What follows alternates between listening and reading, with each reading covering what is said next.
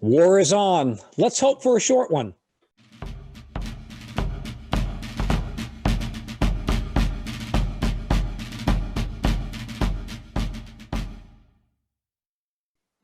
Hello and welcome to Civil War in Hindsight. I'm Lieutenant Tommy. With me, as always, is Prospector Johnny. And this week, Prospector, we've already had our Fort Sumter special. Where we talked about the war kicking off. So if you haven't seen that, please go watch it, because otherwise, everything else that we talk about today will make no sense to you. So on April 12th, while Fort Sumter is being sieged, Lieutenant Warden from the United States, he's going to land his federal troops at Fort Pickens. And due to Fort Pickens' position, the Confederates aren't really able to prevent that from happening. Where's Fort Pickens? Fort Pickens is down in Florida. All right, so we're going back down to Florida. Gotcha. Okay, so we have some reinforcements down in Florida. Yes, yeah. The Union, one leftover fort or whatever that we have in the South. So we got some reinforcements to it. Okay. Which does protect the little entryway into the Pensacola region. So and because of where it sits, because where the Confederate positions were, they weren't able to stop the Union forces from reinforcing itself down there. Okay. So although we did have a loss at Fort Sumter, we still have Fort Pickens, which is going to be vital to being able to blockade Florida from from receiving any supplies from outside. We don't want that. So we still have some type of control in the waters around the South. Yeah, around Florida, yep. On April 13th, Lieutenant Warden would be arrested and held by Confederate forces when he was attempting to return to Washington. He was unaware that Fort Sumter had happened yet. So he didn't know he lands there was a Confederate, like that it was like, or that we were in this war, type of war, whatever. Yeah, civil war. Official, civil. Or unofficial war that's a police action, but it's a war. Yeah. So he's landed his troops. He's mission accomplished. He's got his mission accomplished banner. He's like, you know what? I'm gonna go back to DC. We did this. Yeah, got it, boys. I'm gonna go mission. My mission's over. I'm gonna go. Yeah, I'm gonna go tell everybody. Yeah. But he will be arrested by Confederate forces because, well, now he's in enemy territory. That's bad news bears. Bad news bears for him. So what happens with that? Where do they go? Well, I don't know yet, Johnny. He was arrested. This just happened this week, so I don't know. Is it him and his troops, or is it just him? No, just him. No, the Union troops or wherever, and he's just be like, I'm gonna go be the guy who takes the road trip. Yeah, his troops were in Fort Pickens. So they stayed there. Okay, so he was going back to Washington for new orders. Him. Gotcha. All right, that was my confusion. No, yeah, he's just on his way back to, and he's not. He doesn't. He's just hopping a train or whatever. He's getting on his rowboat and he's rolling back up to DC, and he gets roll up on him like, "Hey, buddy, I got a warrant." Bad boys, what you going? On April 15th, they should make a song like that. They should make one a song day. Like that. I wrote that song. If you didn't know. On April 15th, Lincoln would issue a public proclamation that would announce to everybody in the United States that an insurrection exists. You think? Oh, all of those dirty. He's calling them out, though. They're all insurrectionists. They are all insurrectionists, and he's going to formally request that the Union get 75,000 men to suppress the insurrection. Okay, and that's Lincoln. Why 75,000? Because that is the most people that he can request to form a militia or a volunteer army, police force. Basically, police force. What he's trying to do is to suppress a rebellion. Okay, that's so the most without congressional approval. But to make things a little bit, that's a lot, and that's larger than any army has ever been. Like that's bigger than any army ever in our history. How are you gonna find that many people? Well, he's asking every state to donate. Donate state militia, donate people. To make it seem a little bit less dictatorish, he is going to ask for a special session of Congress to be able to approve this on July 4th. How about that? He's not going to completely go. I mean, he issued the proclamation without congressional approval, but he's asking their approval several months later. So he's saying, "Hey, I'm doing this thing, and I want to see if you're okay with it, but I don't want to see if you're okay with it until like July." Yet already on the 15th, several northern states have reported their acceptance of this request and began calling up their local militias. Kentucky, because they're down to put it to some insurrectionists. Kentucky and North Carolina would, on the 15th, say, "No, we're not going to do that. Oh, nope, I am not bringing in any state troops to be turn against anybody in this. No. I mean, they're in a tough spot with their location, though, because they're surrounded, right? Like, they're in between. Kentucky, North, kind of bridge. They're on the border between slave states and free states. Yeah. They're both slave states, but neither of them have seceded yet. And they're like, I'm guessing their people are every bit as mixed as their location. Like, you got a lot of, I'm guessing they got some people who are pro-slavery or slave owners or whatever in there. Yep. So, yeah, and some anti. Yeah, you got both. On April 16th, Virginia is going to refuse Lincoln's call outright and say, nope, we're not doing that. And so what are the consequences?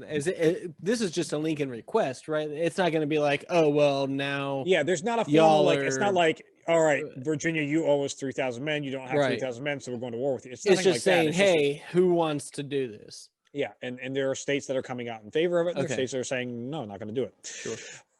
North Carolina, who has not yet seceded, is going to seize federal forts Caswell and Johnston in I guess opposition to Fort Sumter's issues and Lincoln's call for troops. Okay.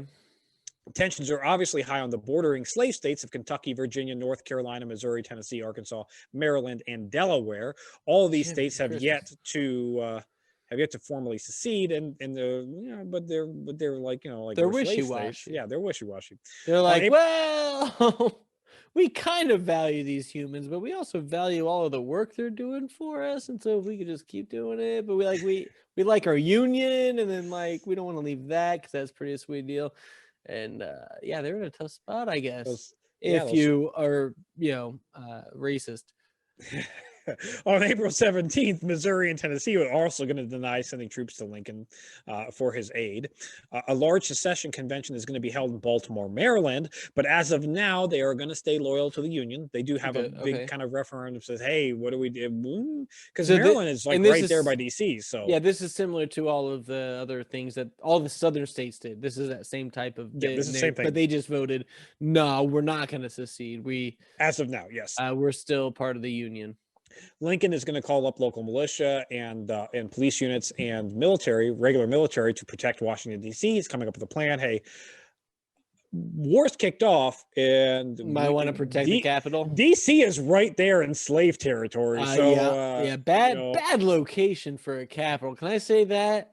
I feel like if you're going to go capital of the United States, you go somewhere right in the heartland, right in the middle of it, right in the mid kind of Midwest. Maybe Indianapolis might be a good option. The capital of the United States. Ugh. In any case, and Virginia, Johnny, Virginia is going to hold their convention. They're going to hold their convention for secession, and they're going to vote in approval of secession, 88 to 55.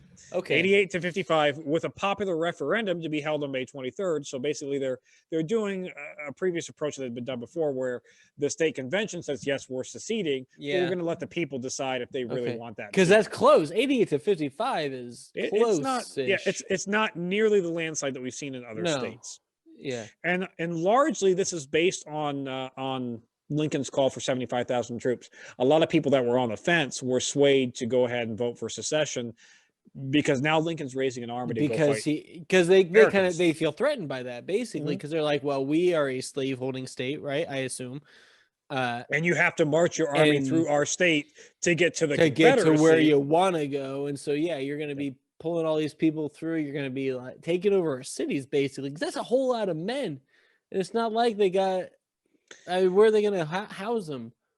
But on the flip side of that, you also do have a lot of Virginians that are mad because, well, it wasn't like Lincoln fired a shot at them first. No. South Carolina fired multiple shots. A lot. Approximately a shot every 2 minutes for the first from 4:30 to 7 o'clock in the morning before there's a return fire. 2.5 hours. That's what 60, 80, 120. Not to mention the shots at boats 2 other times prior to Fort Sumter, when boats were perceived as going to try to relieve. Although one was definitely trying to relieve, the other one was not. But in any case, I mean, either way, shots fired. Shots fired. President Davis would issue a letter permitting privateering on the high seas against Union boats. So we have rebel pirates now. I'm sorry. Privateering is how he's disguising the word pirates. Pirates. Yeah, well, that's how it was always. That's Is how, it? That's yeah. That's it's I've just heard privateering pirates. So privateering is a legal pirate where a country gives a private boat owner a letter that says you have you have the country's permission, the country of the Confederacy, on paper, you have their permission to go ahead and raid Union boats that we are at war with. So we have rebel pirates. So but legal pirate's a bit of an oxymoron. It's like loyal Confederate. On April 18th, Johnny, the first 5 companies of men would arrive in D.C. from Pennsylvania. So we now have Lincoln's first troops arriving to D.C. Harper's Ferry in Virginia, which is there are 2 U.S. arsenals right now that actually produce muskets. Okay. You have Springfield in Massachusetts, and you have Harper's Ferry down in Virginia. Harper's Ferry, the federal troops. Well, and maybe move headquarters real quick. Now that Virginia has seceded, federal troops at Harper's Ferry are going to abandon Harper's Ferry, but before they leave, they're going to set the thing on fire. Burn it down! You get nothing! Is that just the manufacturing plant they're burning down? They're burning down the arsenal itself, trying to destroy as much as they can so it cannot fall into Confederate hands. Unfortunately... Could they not have taken it? Well, Virginia just seceded, so you do have to get out of there quickly. And okay, but grab what you can. Like I'll get out of my house quickly if it's on fire, but I'm going to take my baby out of its crib first. What you can't take with you is heavy machinery that actually produces. No, you burn down, but you take supplies. You can take some, but unfortunately, the fire didn't burn the heavy manufacturing. Surely they could have just broken it real easy. So hopefully the Confederates won't be able to reuse that later down the road. But even though it's not broken, and that's fine. Even though it's not broken. In any case, Virginia state troops are going to start to seize federal property all along Virginia. So this is why, again, Harper's Ferry is like all the federal troops burn it, get out of here, destroy what we can.